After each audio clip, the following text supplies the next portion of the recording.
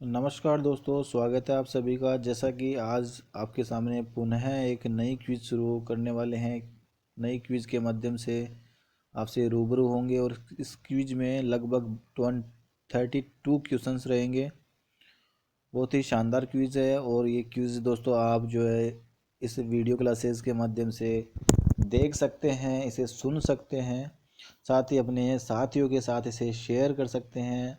इसके अलावा दोस्तों आपको क्वेश्चंस यहाँ से अच्छे लगे तो आप लाइक व शेयर करना ना भूलें। साथ ही अगर नए हो ग्रुप पर इस यूट्यूब चैनल पर तो आपको इस यूट्यूब चैनल को सब्सक्राइब ज़रूर कर ले ताकि आने वाले नए वीडियोस के नोटिफिकेशन आपको समय पर मिलते रहे। तो स्टार्ट करते हैं आज की क्विज़। और फर्स्ट पर्सन आपके सामने स्टार्ट होने वाला है, डिस्प्ले होने वाला है कि पुस्तकालय विज्ञान का कौन सा सूत्र पुस्तकालय विकास से संबंधित है। देखिए बहुत ही अच्छा क्वेश्चन है। तो पुस्तकालय विकास यानी कि लाइब्रेरी डेवलपमेंट की यहाँ बात हो रही है, तो इसके लिए पंचम जो सूत्र है दोस्तों वो इसका क्या करता है, पालन करता है। पुस्तकालय विज्ञान के चतुर्थ सूत्र पाठ्य का समय बचाए की पूर्ति निम्न में से किस के प्रावधान से की जा सकती है। तो बिल्कुल मुक्त द्वार प्रणाली द्वारा इसका प्रावधान किया जा सकता है। पर्याप्त निदानी व्यवस्थापन से किया जा सकता है। इसके अलावा विभिन्न गाइड्स के प्रयोग से भी हम चतुर्थ सूत्र की पालना कर सकते हैं। तो इसका सही आंसर हो जाएगा उपरोक्त सभी। बिल्कुल सही जवाब है। पुस्तकालय सूची में ग्रंथमाला सहकारक विषय प्रविष्टियां किस सूत्र की पूर्ति करती है। बिल्कुल सही जवाब हो जाएगा दोस्तों इसका तृतीय सूत्र जो है। तृतीय सूत्र आप कमेंट बॉक्स के माध्यम से बता सकते हैं तृतीय सूत्र कौन सा है, थर्ड नंबर का लो जो है वो कौन सा है। नेक्स्ट है पुस्तकालय विज्ञान का कौन सा सूत्र शासन, पुस्तकालय प्राधिकरण और पाठक के कर्तव्य से संबंधित है। तो इसका बिल्कुल सही जवाब हो जाएगा द्वितीय सूत्र। तो द्वितीय सूत्र दोस्तों इस बात की पालना करता है। बिल्कुल सही जवाब यहाँ से।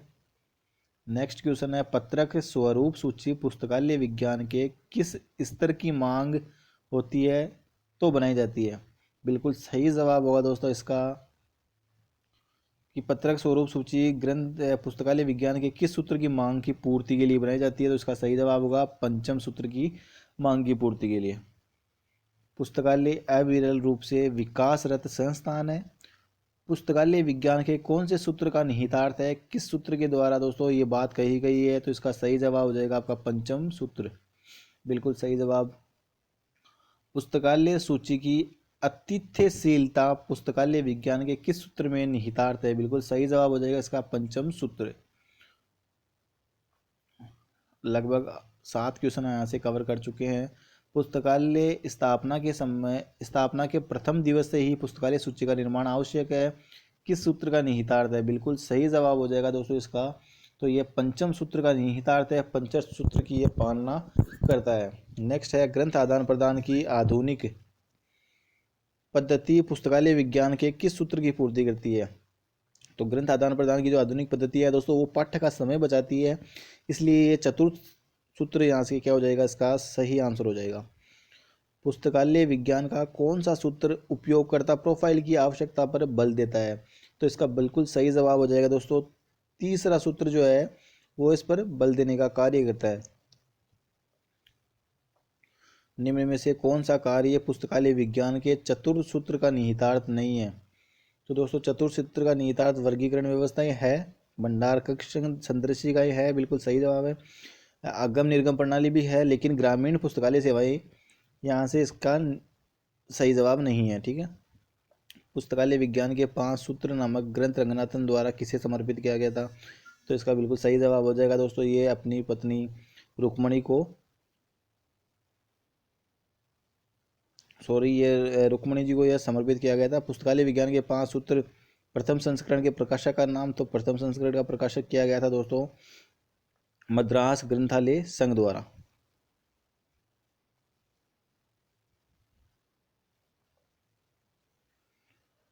सूची पुस्तकालय विज्ञान के सूत्रों की परिपूर्ति है तो उपकरण, इसका देखो सही ये हो जाएगा कि सूची ग्रंथ पुस्तकालय विज्ञान के सूत्रों की परिपूर्ति हेतु उपकरण है।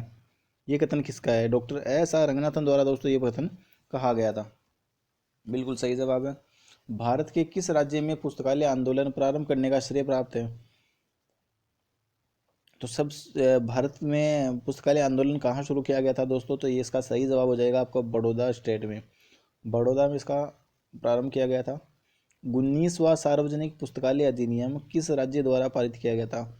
तो 19वां सार्वजनिक पुस्तकालय अधिनियम, इसका सही जवाब हो जाएगा दोस्तों अरुणाचल प्रदेश। और आप कमेंट बॉक्स के माध्यम से बता सकते हैं कि अरुणाचल प्रदेश में ये पुस्तकालय अधिनियम किस वर्ष पारित किया गया था। नेक्स्ट है, किन सार्वजनिक पुस्तकालय अधिनियमों में पुस्तकालय उपकर का प्रावधान नहीं है? क्वेश्चन पे आप गौर करना, नहीं है तो महाराष्ट्र एवं वेस्ट बंगाल में दोस्तों इसका प्रावधान नहीं है। लगभग 17 क्वेश्चन यहाँ से कवर हो चुके हैं। उत्तर प्रदेश पुस्तकालय अधिनियम किस वर्ष पारित हुआ था? तो उत्तर प्रदेश पुस्तकालय अधिनियम सन 2006 में पारित हुआ था। साथ ही आप बता सकते हैं 2006 में उत्तर प्रदेश के अलावा अन्य किस राज्य में पुस्तकालय अधिनियम पारित किया गया था? द्वितीय पुस्तकालय अधिनियम किस राज्य में पारित हुआ? यानी कि प्रथम तमिलनाडु में हुआ, तो द्वितीय पुस्तकालय अधिनियम कहाँ पारित हुआ दोस्तों? आंध्र प्रदेश में। बता सकते हैं आंध्र प्रदेश में किस वर्ष पुस्तकालय अधिनियम पारित किया गया था? इसके अलावा नेक्स्ट क्वेश्चन है, किस पुस्तकालय अधिनियम में पुस्तकालय उपकर का प्रावधान है? मिजोरम नहीं है यहाँ पर, मणिपुर में कोई प्रावधान नहीं है, पहले गोवा में था लेकिन अब नहीं है, लेकिन हरियाणा इसका सही आंसर हो जाएगा। भारतीय कॉपीराइट कानून के अनुसार कॉपीराइट प्रतिलिप्याधिकार कब तक के लिए दिया जाता है? तो दोस्तों इसका सही जवाब हो जाएगा, कॉपीराइट जो कानून है वो लेखक की मृत्यु के बाद 60 वर्ष तक क्या रहता है, वही लागू रहता है। नेक्स्ट क्वेश्चन आपका, प्रथम अंतर्राष्ट्रीय कॉपीराइट सम्मेलन 1886 कहाँ संपन्न हुआ था दोस्तों? 1886 का तो बर्न में संपन्न हुआ था, और 1883 का आप कमेंट बॉक्स के माध्यम से बता सकते हैं कि 1883 का कॉपीराइट सम्मेलन कहाँ संपन्न हुआ था। बर्न सम्मेलन 1886 किससे संबंधित है? तो ये कॉपीराइट से संबंधित है, बिल्कुल इजी क्वेश्चन है। जब किसी लेखक ने कॉपीराइट के अंतर्गत अपनी कृति को पंजीकृत नहीं किया हो, परंतु कानूनी रूप से वह स्वामित्व के विवाद में पड़ गया हो, तो उसे स्वामित्व की वैधता क्या है? तो दोस्तों कोई भी कॉपीराइट कानून जो है वो अपने आप ही क्या हो जाता है दोस्तों, उसका स्वामित्व हमें मिल जाता है। जैसे ही हम कोई नई चीज़ क्रिएट करते हैं, हम अपने आप ही उसके मालिक हो जाते हैं। फिल्म्स, फोटोग्राफ्स और सरकारी प्रकाशनों के कॉपीराइट की संरक्षण के लिए 60 वर्षों के समय की गणना कब से की जाती है? तो दोस्तों जिस दिन से हम उसको प्रकाशित करने का कार्य करते हैं उसी दिन से उसकी गणना शुरू हो जाती है, उसका टाइमिंग पीरियड शुरू हो जाता है। दिल्ली पब्लिक लाइब्रेरी को किस वर्ष डिलीवरी ऑफ बुक एक्ट के अंतर्गत देश में प्रकाशित प्रत्येक ग्रंथ की एक प्रति प्राप्त करने का अधिकार मिला? तो ये डिलीवरी ऑफ बुक एक्ट के अंतर्गत इसे डेपोजिटरी लाइब्रेरी घोषित किया गया था 1982 में। नेक्स्ट क्वेश्चन है, डिलीवरी ऑफ बुक एक्ट 1954 के अनुसार प्रकाशक द्वारा नामांकित पुस्तकालयों को उनके द्वारा प्रकाशित ग्रंथ भेजने की समय सीमा क्या है? तो दोस्तों इसकी समय सीमा है जो वो 30 दिन है।